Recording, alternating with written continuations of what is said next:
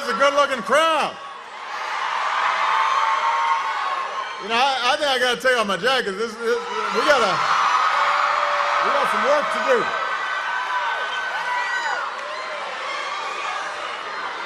How y'all been? It's good to be in North Carolina. Let me begin by saying what an honor it was to have Judge Fry introduce me here today. The extraordinary work that he has done. I love you back. I do. I love North Carolina. I do. I always used to say in North Carolina, people are so nice in North Carolina, even the folks who didn't vote for me are still nice to me. I mean, just some good people in North Carolina. We've also got a number of outstanding elected officials who are proud to work for you each and every day. Your representatives in Congress, Alma Adams is here. G.K. Butterfield is in the House. David Price is here. And your next United States Senator, Deborah Ross, is here. And although he couldn't be here this evening, I just want to mention your outstanding candidate for governor, Roy Cooper. He is a good man, and he deserves your support. He is outstanding. Now, those of you who have seats, feel free to sit down. If you don't have a seat, don't sit. You'll fall. But you don't have to. I'm just saying, you know, your feet might get tired. I'm going to talk for a little bit.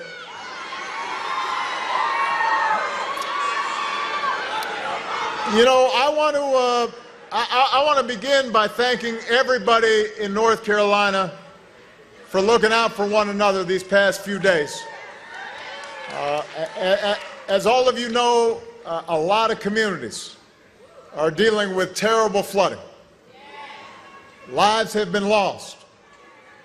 And so the entire country has been thinking about North Carolina. Thoughts and prayers are with folks who are still dealing with rivers that are overflowing, homes that are being flooded. We made sure that FEMA was on the ground early. We've been making sure that the governor, local and state officials all have what North Carolina needs to recover and rebuild. And it is a reminder of what we do here in America, which is we have to look out for one another no matter what. When it comes to making sure the people are safe and cared for, there are no politics. Everybody has to look out for one another. Now, this will probably be one of the last times I get to visit as president. It's okay. I'm going to come back more when I'm not president.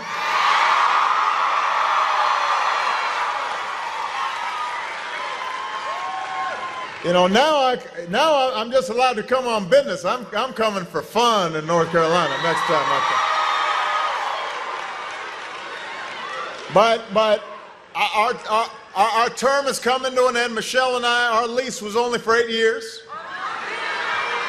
And we're already looking around, making sure we haven't broken any china or messed anything up. Bo and Sonny haven't ruined any of the carpets, because we want to get our security deposit back. You've been through that, right? Sometimes these landlords, they'll be like, oh no.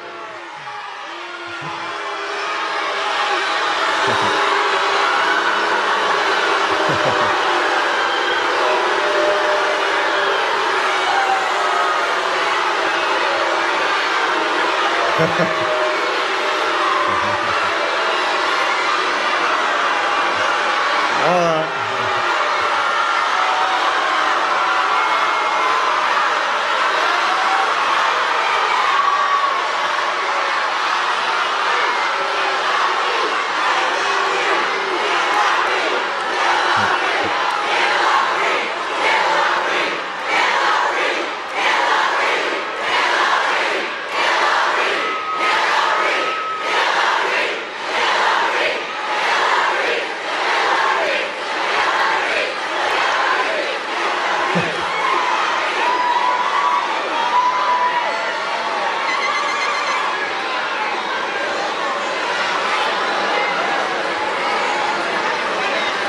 You know, this is the great thing about politics in America. It takes all kinds. You know, folks will just do all kinds of stuff. Now, where was I?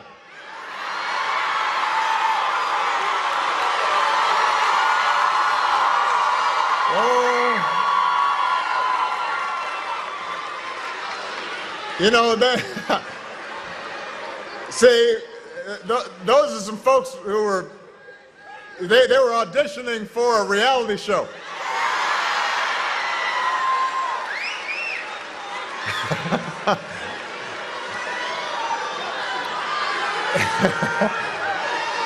All right, hold on a second. Settle down, everybody, settle down.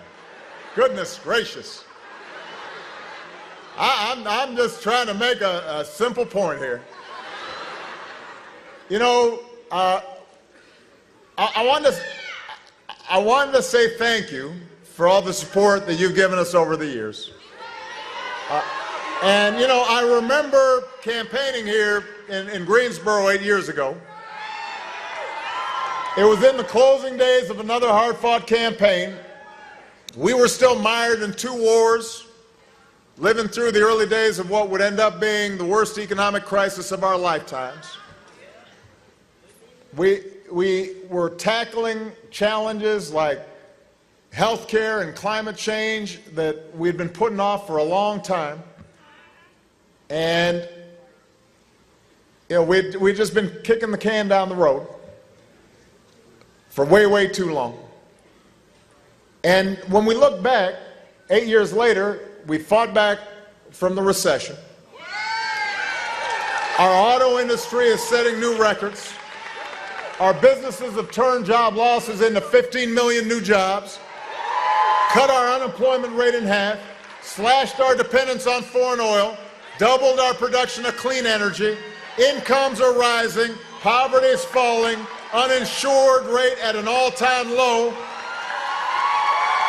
Across America, you can marry whoever you love.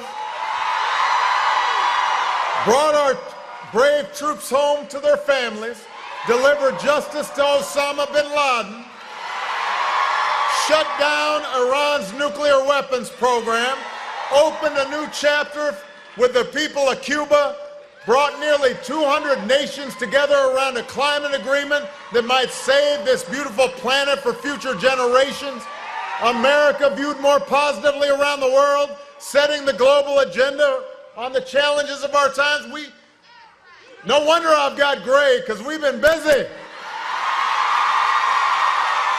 We've been busy. That's why I got all this gray hair.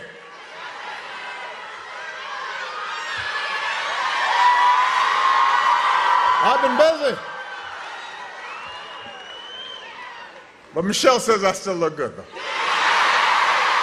what she said. That's what she said.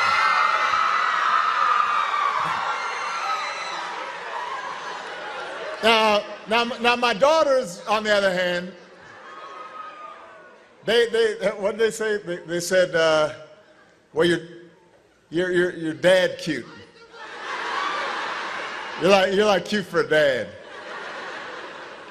You know, which is, yeah, that's the best you're going to do, you know, so that's all right.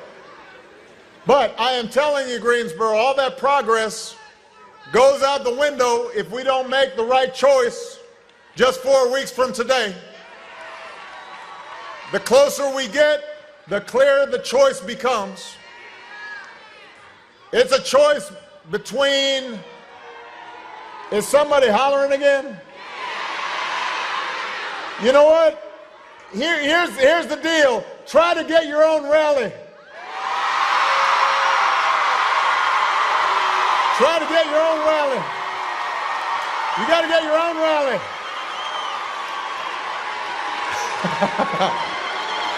See, if you can't get your own rally, don't come mess up somebody else's rally.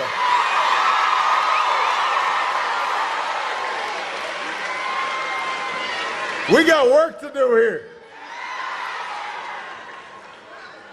We've got a choice right now between somebody who is as qualified as has ever run for the office of president and somebody who over and over again has proven himself unfit to represent this country. Look, Democrats and Republicans, we've always had our differences. That's the nature of a democracy. There's nothing wrong with that.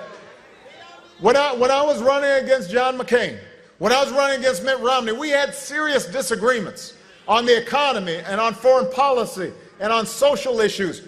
And those elections were close and contested, and we had debates.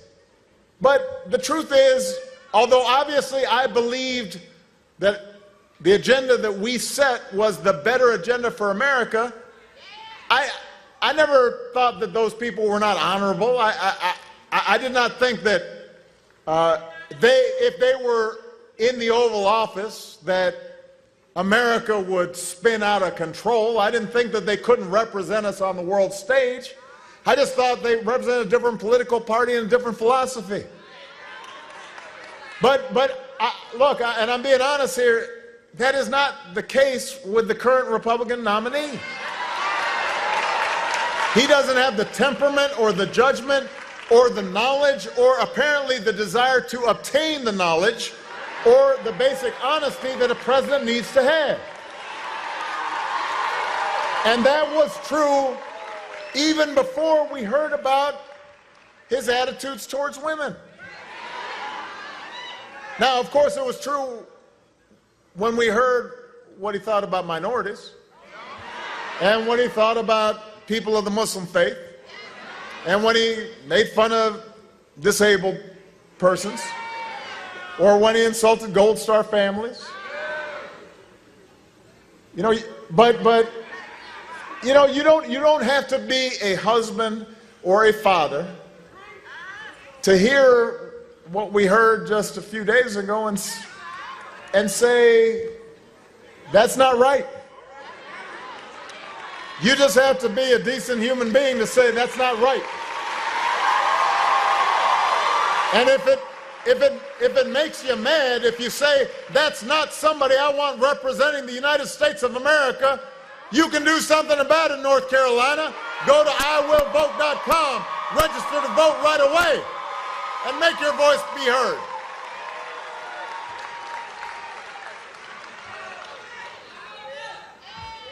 Early voting starts next Thursday. And you can reject a dark and pessimistic vision of a country where we turn against each other and turn away from our role as leaders in the world. You can reject fear and resentment and blame and anger and hate and choose the America we know, an America that's full of courage and optimism and generosity and ingenuity. You know what? We've got real challenges. Families are still struggling to pay the bills for all the progress we've made.